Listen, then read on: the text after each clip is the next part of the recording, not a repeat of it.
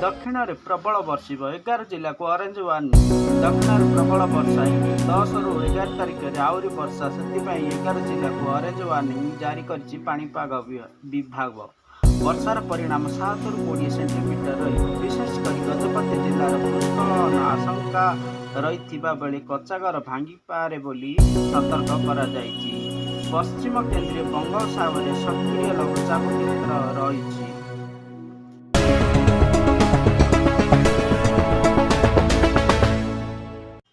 आसिबा संपूर्ण खबर को।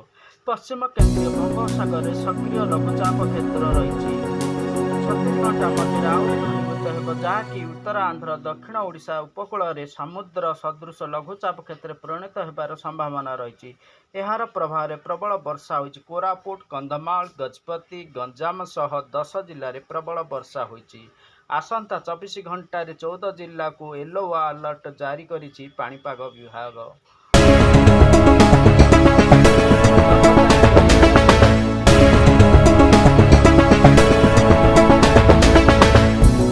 10 रे 11 जिला को एवं 11-10 जिला को ऑरेंज वार्निंग जारी होइछि।